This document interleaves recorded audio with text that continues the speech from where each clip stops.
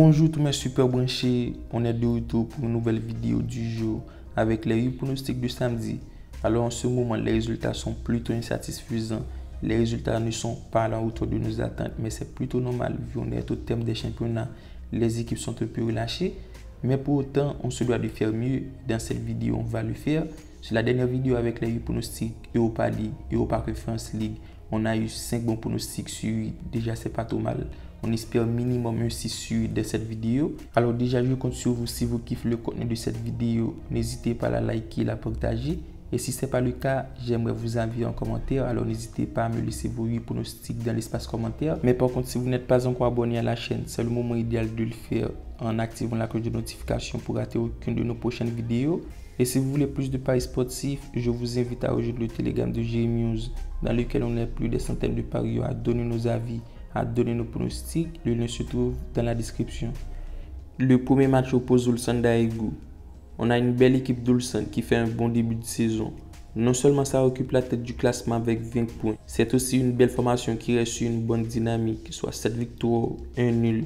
Une dynamique plutôt cohérente vu le niveau de jeu d'Ulsan. Par contre, face à Daegu, je vois Ulsan supérieur parce qu'on a une équipe de Daegu en difficulté. Ça reste sur 3 matchs sans victoire pour 2 défaites et 1 nul.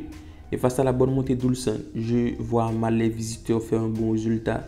Du coup, je opterai pour la victoire d'Ulsan dans au moins une mi-temps.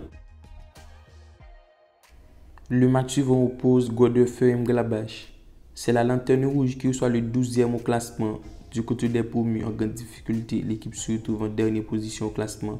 Après une très mauvaise dynamique avec des résultats catastrophiques. Par contre, au niveau de l'état de forme, l'équipe connaît 2 importantes nuls pour mettre fin à une série de mauvais résultats. Alors que de l'autre côté, on a une équipe de Mglabach trop irrégulière. Malgré sur les 3 dernières rencontres, c'est un nul, 2 victoires. Mais face à Godefeu, malgré lanterne rouge au classement, je le vois réaliser un bon match. Non seulement pour espérer rester en Bundesliga, mais surtout vu leurs 2 matchs sans défaite. Du coup, je donne un léger avantage du côté des promus et je vous mets Godefeu ne perd pas ou perd par un but d'écart, c'est-à-dire handicap plus 1.5 but Godefeu sur un score 2 buts à 1. Le match suivant oppose Arsenal Brighton. C'est le 5e qui reçoit le 13e au classement. Du côté d'Arsenal, au niveau de l'état de forme, ça reste sur une défaite 3-0 contre Crystal Palace pour une dynamique moins alléchante avec 2 défaites pour 3 victoires sur les 5 dernières rencontres. Et face à Brighton, je vois Arsenal faire un bon résultat pour la cause d'une place qualificative. Et vu la méforme de Brighton, parce qu'on a une formation en grande difficulté avec un total de 6 défaites, 1 nul sur les 7 dernières rencontres. Et face à une équipe d'Arsenal non seulement bien placée et surtout avec des ambitions européennes, je pour une victoire Arsenal sur un score 1 but à 0, une cote à 1.61.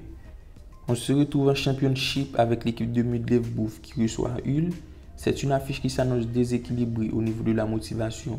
Du côté de Middlesbrough, ça joue pour monter dans le top 3 au classement. Du côté de Hull, en 12e position avec 12 longueurs d'avance de la zone rouge, l'équipe n'a vraiment rien à espérer.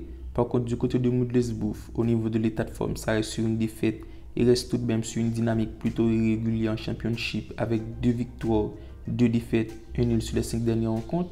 Pour autant, du côté de Hull, c'est pas la bonne forme aussi. Sur les 2 derniers matchs, c'est 2 défaites consécutives.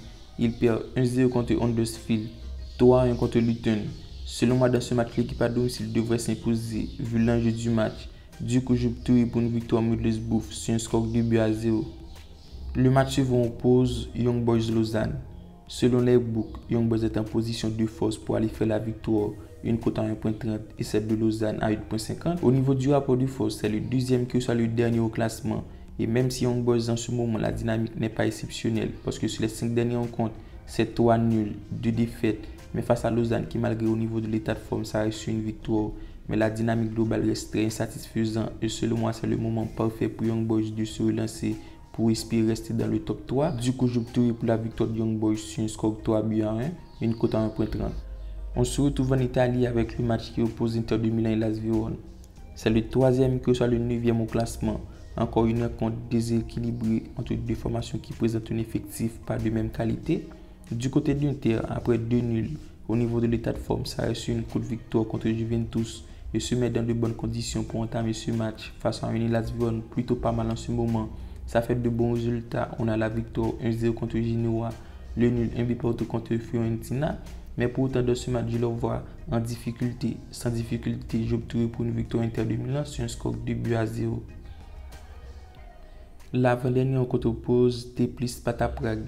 Match de 28e journée en Ligue tchèque entre le 13e et le 3e au classement. Au niveau de l'état de forme, Teplice reste sur une courte victoire pour mettre fin à une série de 3 défaites de rang. Une dynamique plutôt mauvaise à ce stade de la saison. Et face à Sparta Prague à la course au titre, malgré 5 points de retard du premier à 3 journées de la fin, je le vois gagner tous leurs matchs et face à Teplice qui n'a rien à espérer. Je vous mets Sparta Prague gagnant sur un score 1-0, une cote à 1,60. Et pour terminer avec le dernier match de samedi, l'équipe d'Antwerp reçoit Cercle Bruges. Match sans jeu du côté du Cercle Bruges. Pour ce dernier match de la saison, je le vois réaliser un match plutôt calme. D'ailleurs, leur fin de partie de saison, c'est 3 nuls, une victoire, une défaite. Par contre, du côté d'Antwerp, c'est impératif de faire un bon résultat pour garder le 3e place. Et vu leur fin de saison, ça reste tout de même sur 2 victoires de rang. Et face à Cercle Bruges, je vois Antwerp beaucoup plus présent dans leur jeu. Du coup, je vais partir sur la victoire d'Antwerp dans au moins une mi-temps sur un score de 2-0.